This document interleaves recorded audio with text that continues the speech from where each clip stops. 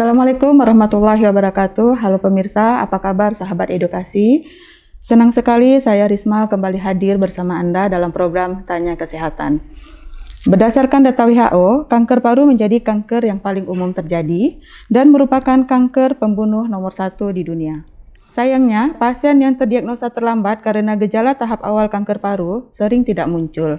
Untuk membahas kanker paru, di sini telah hadir bersama kita yaitu Dr. Ferry Dwi Kurniawan, spesialis paru, konsultan. Beliau adalah salah seorang dokter pada RSUD Dr. Zainal Abidin. Baik dokter, Assalamualaikum dok. Waalaikumsalam warahmatullahi wabarakatuh. Baik dokter, apa kabar hari ini dok? Alhamdulillah sehat, baik. Ya dokter, hari ini kita akan membahas tentang kanker paru ya dok. Waspada kanker paru. Langsung saja dokter, apa gejala awal dari kanker paru dok?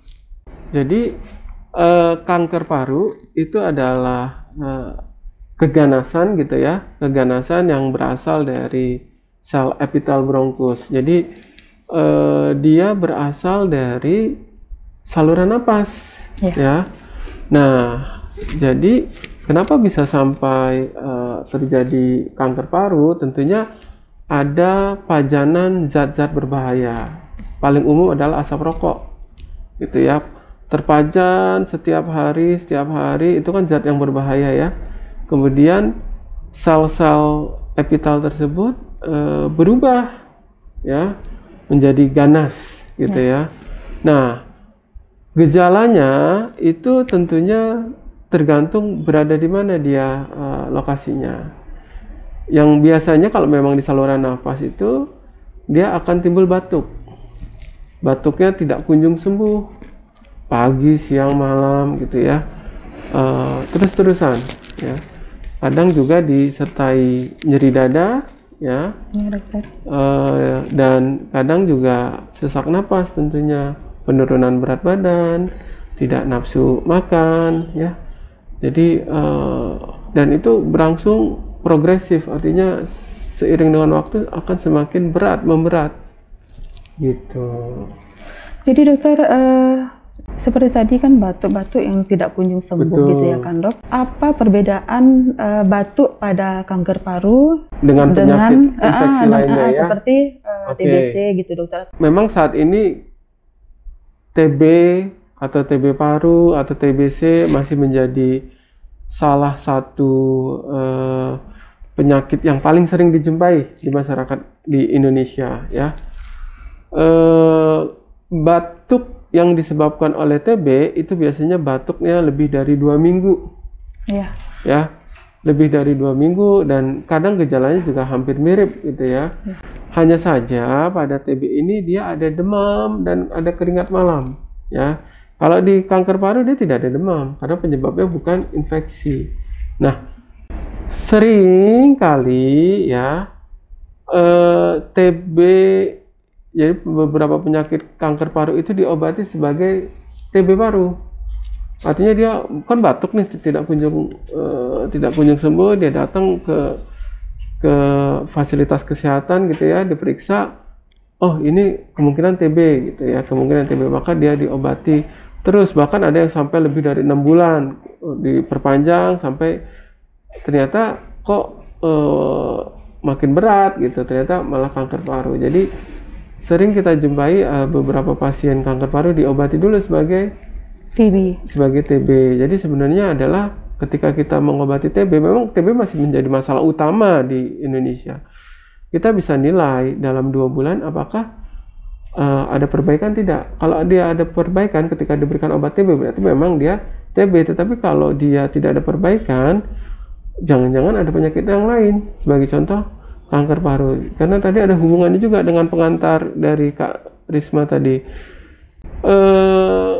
Lebih dari 90% pasien yang datang ke rumah sakit Dr. Zainal Abidin ini stadium 3 dan stadium 4. Artinya sudah stadium lanjut. Iya, betul. Sudah telat. Ya, sudah kita melakukan penelitian dan hampir sebagian besar lanjut, dan ini memang karakteristiknya demikian. Sebagai contoh gini, di Amerika dan di Jepang itu 85%. Di negara maju saja itu dia 85% sudah stadium lanjut. Kalau di Zainal Abidin ini hampir 100% stadium lanjut dokter, gitu. Ya dokter. Jadi kalau misalnya kan tadi dokter juga mengatakan tentang TB dengan kanker paru, itu kan hampir sama gitu dok kan. Jadi kalau misalnya dilihat dari pemeriksaan penunjangnya dokter, misalnya fototorak itu dokter. Sebenarnya bukan hampir sama, memang berbeda gitu ya. Cuma kadang pada kenyataan TB ini kita kenal sebagai penyakit 1000 wajah. Gitu. Kadang dia menyerupai, kadang kanker paru itu juga kan dia batuk-batuk juga. Cuma hanya saja kalau TB ya, tadi ada petunjuknya, ada clue-nya, yaitu yang pertama dia batuk lebih dari 2 minggu ya, ada demam, ada keringat malam ya, ada berat badan turun, nafsu makan juga turun ya. Terus kemudian kalau kita periksa dahak ya, itu periksa BTA, basil tahan asam, atau di beberapa fasilitas yang sudah baik itu ada pemeriksaan tes cepat molekuler dengan gene expert. Nah, dari hasil pemeriksaan dahak ini biasanya akan ketahuan, oh ini BTA-nya positif, atau misalnya gene expertnya positif, maka bisa kita berikan obat TB.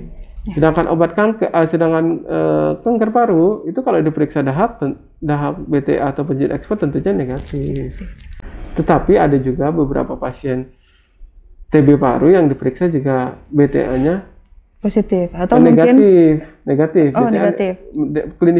Klinisnya TB tapi periksa dahak negatif. Nah, tentunya kita harus mengevaluasi ya setelah 2 bulan pemberian obat TB ini ada perbaikan atau tidak gitu. Betul. Karena kita juga harus memikirkan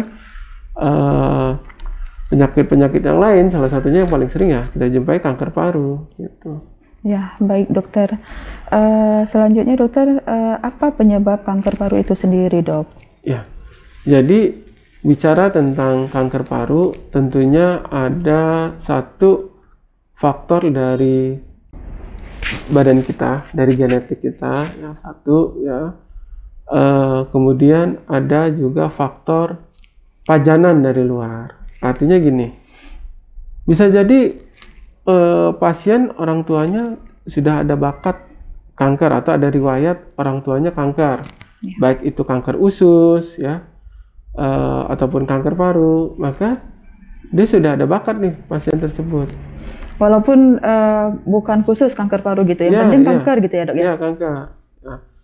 Nah, ketika dia katakanlah terpajan dengan asap rokok, tentunya akan timbul menjadi kanker paru. Misalnya seperti itu. Tapi ada juga ya, kita sering jumpai pasien-pasien kanker paru yang di Aceh ya, itu perempuan dan tidak merokok. Ya. Jadi dia perempuan, dia tidak merokok, tapi dia kena kanker paru. Nah, kita ada pemeriksaan gitu ya, kita periksa genetiknya ya, ada mutasi gen EGFR ya di situ.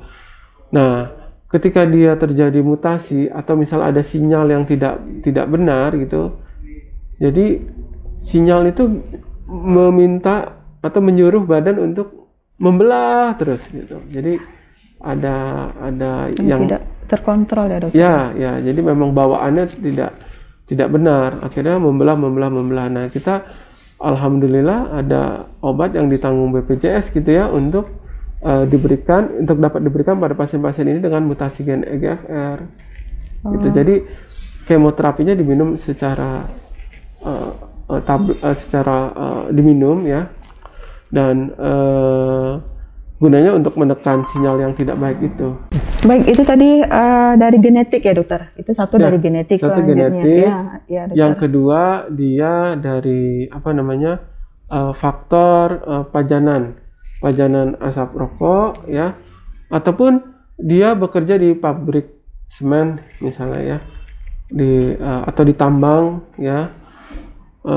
Jadi intinya adalah pajanan zat-zat berbahaya. Ya. Gitu. Atau sering kalau itu dokter transportasi, kalau sering di jalan ya, gitu dok. Tentunya kita juga lihat memang misalnya pajanan sih yang pada prinsipnya pajanan zat-zat yang berbahaya. Iya. Gitu. Termasuk juga makanan gitu dokter ya? Ya, Makanan. sebenarnya kalau untuk makanan secara langsung enggak ya, tidak langsung. Karena kan paru itu kan dia mempunyai sifat pertukaran gas di situ. Jadi memang lebih pajanan terhadap gas-gas, ya. lebih tepatnya sih itu. Dokter, selanjutnya dokter, faktor risiko dari kanker paru itu dokter, misalnya seberapa banyakkah laki-laki dan seberapa banyakkah perempuan? Ya seperti itu dokter, dan seberapa banyakkah penderita paru di Aceh itu sendiri dokter? Jadi secara umum ya, kanker paru itu sering dijumpai pada laki-laki. Ya. Kemudian pada usia tua lebih dari 40 tahun ya. Kemudian dengan riwayat merokok ya. Kemudian riwayat pekerjaan tertentu ya, misalnya pekerja tambang ya. Kemudian riwayat keluarga, di dalam keluarga pernah ada keluarga yang sakit kanker, itu tentunya faktor-faktor risiko. Nah, khususnya di Aceh ini sangat khas ya. Jadi hampir sebagian besar laki-laki di Aceh merokok. Yeah. Dan data kita dari hampir 200 pasien yang berobat ke Rumah Sakit Zainal Abidin dengan dugaan kanker paru ya. Kemudian kita lakukan bronkoskopi, kita teropong ya. Yeah. Ternyata setelah positif, ternyata hanya sekitar 59 pasien yang mau di kemoterapi. Artinya gini, itu hanya 59 orang, artinya itu hanya 25% dari total yang dalam 2 tahun kita meneliti hampir sekitar 200 dan hanya 59 orang yang mau bersedia di kemo. Nah, ya sisa yang lain kemana? Rata-rata pasien ketika dibilang kanker itu nggak balik lagi mungkin. Misalnya kita anjurkan pemeriksaan bronkoskopi ya. Jadi kita biopsi melalui selang bronkoskop gitu ya. Kemudian kita periksa. Kalaupun ada hasilnya positif, ini keluarga maju mundur. Yeah. Artinya tingkat tingkat bersedia gitu ya untuk di kemo itu sangat rendah. Banyak pertimbangannya, ataupun masalah lain adalah biasanya menolak dulu nih, tapi nanti ketika gejalanya makin berat dia datang lagi. Itu juga sering kita alami. Datang lagi udah stadium sekian ya dokter ya? Sudah berat, ya, bahkan sudah tidak bisa di kemo lagi. Ya. Artinya kita ada namanya best supportive care. Jadi ketika kondisi-kondisi pasien yang tidak bisa di kemo, maka kita akan berikan terapi yang terbaik untuk dia sampai pasien ini menjelang akhir kematian. Dan itu bukan hal yang ringan ya, kita mendampingi pasien-pasien tersebut gitu. Iya dokter. Selanjutnya dokter, bagaimana layanan di rumah sakit kita, yaitu Rumah Sakit Umum Dr. Zainal Abidin, untuk mendeteksi dini dan pengobatan kanker paru itu sendiri dokter? Oke. Jadi alhamdulillah di rumah sakit kita ini ada layanan untuk biopsi melalui bronkoskop ya. Jadi kita ambil jaringan dari saluran napas ya melalui bronkoskopi. Kemudian kita juga ada layanan CT scan toraks dengan kontras ya. Dan kemudian ada layanan dengan TTNA atau transthoracic needle aspiration gitu ya. Jadi pasien masuk ke dalam CT scan, kemudian diambil jaringan dari luar dengan jarum yang sangat halus ya.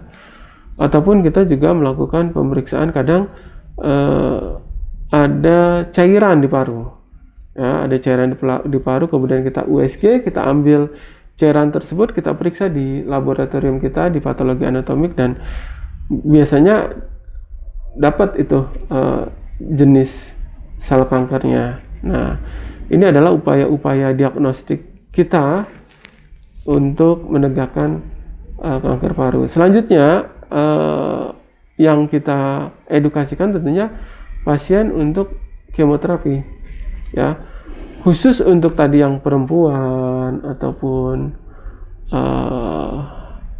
tidak merokok, ya. Ini kita bekerja sama dengan perusahaan farmasi gitu ya untuk melakukan pemeriksaan mutasi gen EGFR tadi. Ya, kita kirim ke Jakarta untuk dilakukan pemeriksaan dan itu gratis ya. Gratis ya dokter, BPJS ya dok? Ya, bukan BPJS. Oh, bukan BPJS. Dari farmasi ya.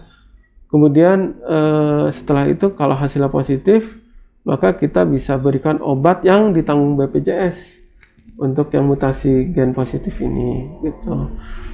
Itu yang bisa kita lakukan. Nah, saat ini kan juga ada sudah dibangun ya pusat onkologi ya, dokter ya.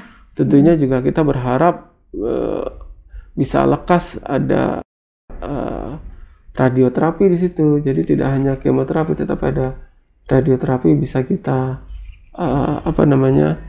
bisa kita upayakan. Nah, sebenarnya jika memang kanker paru itu ditemukan secara dini, ya, itu bisa kita lakukan pembedahan, ya.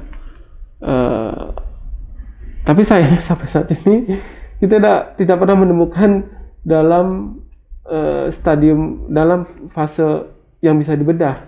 Itu rata-rata sudah stadium 3B dan stadium 4 gitu, sayang sekali. Tapi ya sudah sangat telat. Sedangkan kalau misalnya memang tadi deteksi dini gitu ya, kita bisa menemukan lebih awal, itu tentu bisa kita lebih agresif lagi, yaitu kita lakukan pembedahan. Gitu. Baik, menarik sekali dokter pembahasan tentang kalau sudah ditemukan pada stadium awal bisa dilakukan pembedahan seperti itu dokter. Jadi dokter setahu saya gitu kan dok, kan paru itu kan organ vital ya dokter. Betul. Jadi kalau misalnya dilakukan pembedahan itu dok, di bagian mana gitu dokter dilakukan pembedahan, apanya gitu dokter? Oke. Ya, tentunya kita pertama lihat sebelum kita melakukan pembedahan, kita melakukan penilaian gitu ya. Pertama letak tumornya sendiri ya, berapa ukurannya, kemudian ada tidak kelenjar getah bening yang terlibat ya, atau organ-organ lain yang terlibat. Dan kita biasanya berunding gitu ya, kita ada joint conference gitu ya dengan tim onkologi. Di sini melibatkan dokter bedah toraks ya, dokter anestesi, dokter radiologi, dokter PA ya. Kita bikin joint conference untuk kasus-kasus yang kita rasa ini agak sulit sehingga membutuhkan beberapa ekspertise. Jadi nanti dari hasil joint conference tersebut kita bisa tentukan apakah memang ini bisa dilakukan operasi atau tidak. Tentunya juga kita menilai fungsi paru. Jadi kita bisa lakukan pemeriksaan spirometri. Ya, jadi alhamdulillah ya, kita diberikan Allah nih paru kanan, paru kiri ya, ada 3 lobus kanan, 2 lobus kiri. Nanti tentunya ketika kalau diambil salah satunya atau dioperasi, tentu diharapkan yang lain bisa mengkompensasi. Tapi tentunya itu harus diperiksa dulu fungsi parunya, jangan sampai diambil dia malah kesulitan untuk melakukan aktivitas sehari-hari. Tentunya kita punya penilaian tersendiri. Ya, gitu. Baik, menarik sekali dokter. Dan selanjutnya dokter, dan ini yang terakhir dokter, tips dari dokter sendiri bagaimana menghindari kanker paru dokter? Oke, jadi nomor 1 ya, itu pastinya adalah hindari asap rokok ya. Bahkan second hand smoker artinya perokok pasif pun itu pun hindari ya, gitu. Ataupun ada zat-zat berbahaya itu hindari. Ataupun kita misalnya tentunya kalau di perusahaan tambang atau perusahaan semen ya, itu dia punya medical check up secara rutin ya, secara tahunan. Nah, tentunya kalau kita punya riwayat keluarga kanker, tentunya kita bisa lebih aktif untuk periksa ke dokter. Jadi bisa dia periksa fototoraks ya, ataupun CT scan ya secara berkala untuk menilai tadi sebagai deteksi dini. Itu yang terus kemudian apalagi yang bisa kita lakukan. Yang kedua adalah kita jalani hidup sehat. Hidup sehat ini tidak cuma olahraga, tapi makan makanan yang bergizi, ya. Antioksidan ya. Betul. Antioksidan itu bisa dijumpai di banyak hal, di sayur, buah, ya, vitamin, ya, konsumsi. Dan tadi pajanan-pajanan yang yang kira-kira dapat menimbulkan ya kerusakan, ya kita hindari. Baik dokter, terima kasih atas waktu dan ilmunya pada hari ini. Semoga bermanfaat. Demikianlah bincang-bincang kita pada hari ini. Kami undur diri. Salam sehat, salam edukasi. Assalamualaikum warahmatullahi wabarakatuh.